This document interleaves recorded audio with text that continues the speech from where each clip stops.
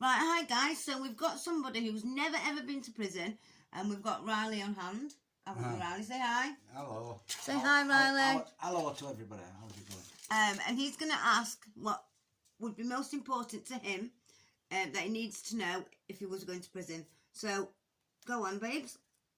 Yeah, so I've never been to prison. Right. So if I did get sent to prison, what would you advise me to do? Like when I got in there, yeah. Because Like you hear all the these, first time you walk on wing. you hear all these stories like that somebody's somebody's going to start on you. You can't back down. You've got to make sure you stand your ground, and otherwise you're just going to get All the horror buried. stories. Yeah. Otherwise you're just going to get bullied and you know what I mean, messed up. At the moment, you're a con, aren't you? Like you're con age. You won't go on YOs. No. YOs are a bit senseless because they're young. now, so you might get somebody just hit you on YOs because they don't like. Because they don't like look of you. Sorry. Because they don't like look of you, you might get somebody just jump you, anything like that, on YOs. But on cons, basically, They're you go more on chilled wing, out. it's more chilled, yeah. Yeah. You know what I mean, they're adults at the end of the day. Bullying, I think, is a thing of the past. You don't get much bullying now. What you hear mostly off lads is they don't like bullies. But you do get intimidation, which is a different type of Do you bullying. think that's done as a test, though? Yeah, I do. yeah. It's to if somebody's sort of like thinks that man at wing, and somebody comes on who they think looks a bit of competition. It's like a dog, isn't it, with a pecking order? Yeah, it's pecking order. Yeah. And they might try and cause a bit of trouble with that kid, but it's not bullying. It's sort of like trying to work them out. It never seems to lead to anything. You know what I mean? Yeah, and half the time they end up being mates anyway. Yeah, they see that new person, if he's like obviously like big or whatever it goes, they're gonna see him as a threat. They'll try and work him out, sort of thing, and they'll ask what you're in for and stuff like that. And they'll get information from when you've been on that first night centre as well, don't they? Yeah, of course they will. Yeah, because lads on. See, my advice when Nicola asked me when she said if she ever faced a prison, I say you just need to be yourself. Don't be somebody you're not. Yeah. Don't make out you some. Do you get what I mean? Like, don't put a new persona on because there'll be somebody in there who knows you and you don't know them. Exactly. They'll be watching you. Like, you know, when people name drop and that. To be somebody or not, yeah. That's I it. get that. I mean, be yourself. That's like you should do that all the time. Yeah, you should. I'm just saying. A lot of people seem to think they need to be. Can I have a smoke? Oh, I don't. But like put a front on. Yeah, they do. Yeah. That's what they do, people. But you don't need to do that. Be yourself. You're in close contact with everybody, so they can notice things. You know what I mean? Yeah, because one time I was looking at 8 year minimum at one time, and my mum and dad, their friends, their son were already locked up, and they already knew about him in prison. They already knew that was date that we were going to go to prison. Yeah. And obviously, basically, these 4 lads that had robbed 80 grand. You know what I mean? Yeah. So they were waiting. Basically, they were making out that they were waiting because they said they only got 15 grand back out of it. So these guys that's coming in have got money. Yeah. And they were obviously talking about it. I mean, God knows why, but I ended up getting away with it and just got 240 out community services and £1,000 fine. Yeah, you do if you've not been in trouble before and you're not tied directly to it. Yeah, but my solicitor was saying, look, because if you plead guilty right now, you're going to be looking at 8 years. If you plead not guilty and get found guilty, you're going to be done for grand theft. They're classing it as a grand theft. You know what I mean? So I was obviously bricking it. Because like I said, I don't know. So all I hear is all these other stories. You know them lads who did go to jail, they don't want to be going in and sitting down and talking about the money that they've got out there at the girlfriends or something. Because people listen to that. And you might get somebody with a mate on art sending him round. They'll find an address out. What would you advise someone to take into prison, clothes-wise? Clothes-wise? Yeah. If you've got chance and you're at court and you know you're going to prison, well, don't take anything with hoods on because you can't have them. Don't take anything that's black because you can't have it. Right. Don't take anything with too many pockets on. Yeah. Like a waistcoat what's got pockets all over, like a fishing pockets and stuff. But say you went in a sweatshirt, like a designer sweatshirt, a grey designer sweatshirt, something like that. You took a few of them in and some decent trousers. When you get in there, are they going to try and rob you for them? there's laundry on wing, you know what I mean? A lot of lads, if they've got good clothes, decide that they're going to wash them in sink. Yeah. You know what I mean? Sweatshirts, because you don't have to wash a sweatshirt every time you wear it, do you? Like a t-shirt. Yeah, that's what you know what I mean? Do you get up every morning? So you get up every morning, get dressed, and like, what do you like go and have your breakfast, and then what? You get up in the morning. Your breakfast is in your cell, Yeah, isn't you it? get your breakfast night before. I used to always eat mine, did you? I do, yeah. You get a little milk, a packet of cereal. Sometimes you get a biscuit. You know what I mean? Yeah, you get once a week biscuits and all, don't you? Yeah, and once a week you get a packet full of custard packet. creams. Alt Wing gets them. And eat them in a day. Yeah. Did you? What about spice? I've seen it on telly where they've like they stock up on like tuna and cans and got their own food in the cell. Where do they get that from? There's a canteen once a week. You have to buy canteen. You feel it's on. It's a machine on Wing. Yeah, but if you've got loads of like plenty of money, no, you can't. You can spend so much £75 if you're on remand. And then if you've been sentenced, it's only fuck all. Yeah, but you can only buy like 4 packets of vapes. You know what I mean? Yeah. So it's like a vape a day. So where does your money come from? Do you get somebody to send it in? Hang on, let him just answer what you can spend when you've been sentenced. Yeah. And it's 75 if you're on remand. If you're on judge's remand, so you're remanded. And you're going to get sentenced next time you go to court and you're guilty. You've gone guilty, but you're getting sentenced. Called it JR, Judge's Remand. You can spend on that, I think it's 40 or something like that, 40 or 45. But then if you're sentenced, as soon as you come back from court and you're sentenced, and you might be in Marshgate for 3 months before you go to a sentence jail. Yeah. Or you might be there longer, or you might be there a week. It depends who we are and if there's spaces. Yeah.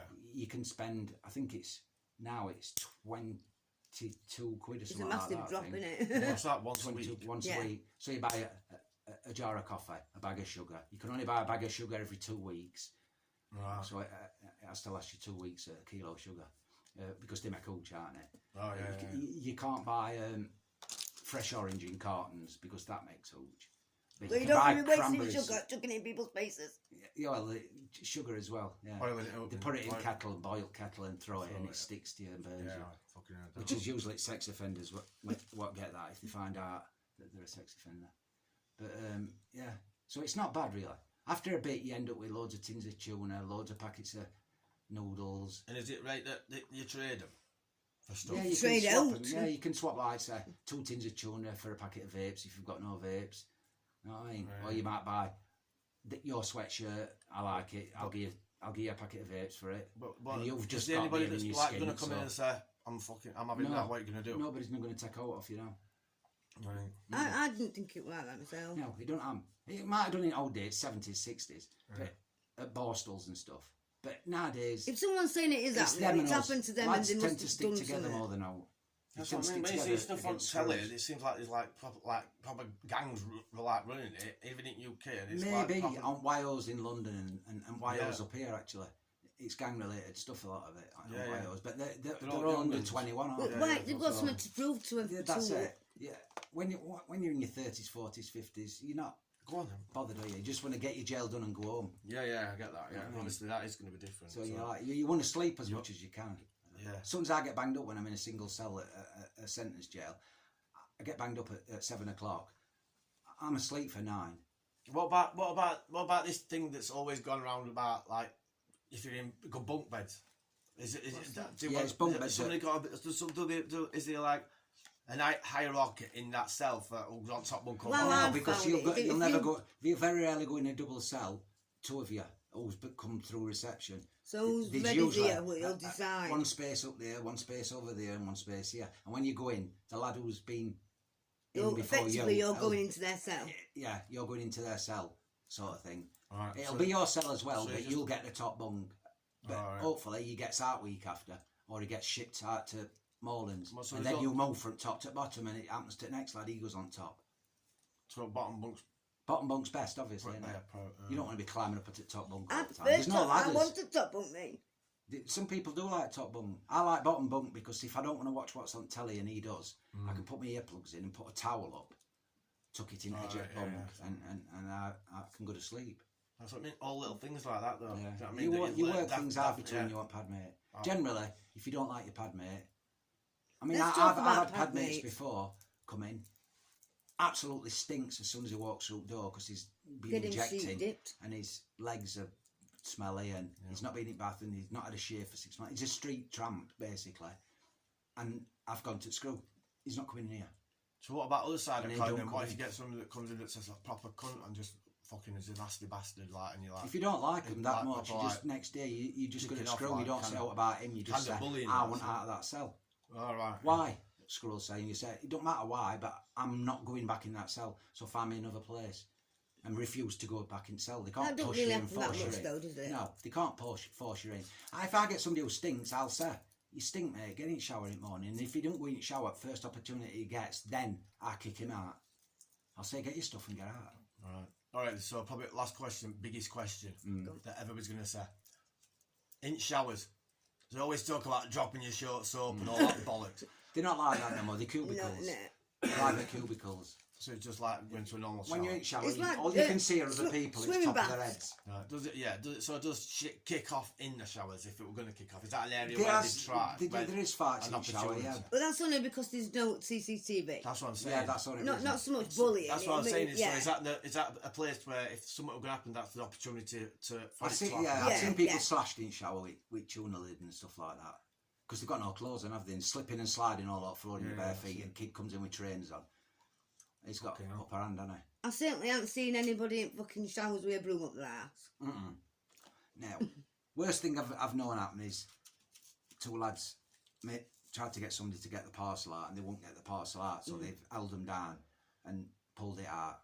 You know, it's with it hanging out. I think if someone's going to give the parcel up, they're going to give the parcel up from fear, maybe. It depends who it is, doesn't it? Yeah, no, I know what you're saying. Yeah. I mean, they get opportunity, don't they? They'll come in and say, like, we'll go out now, get your parcel out, half it, and we want half in it. There won't Otherwise, be no we're going to parcel take it left out while ourselves and we'll have a lot. There won't be no parcel left for me. I'll just smoked it all that fucking first night then. Probably, yeah. You just fucking keep it to your fucking self. The best thing you can do is when you go on, whoever's like daddy at Wing, who's ever number one on server, and they're a big lad and they're alright. Find out. But they're not bullies though. Just give them it's something. Like who you would go to. I'll just go up and say, here's a bag there for you, mate. And then he's gonna think, have another one tomorrow. Give him another one tomorrow. And then you've not got nobody you do. You want to make friends with whoever's on server because you get fucking more food. You get better food and that.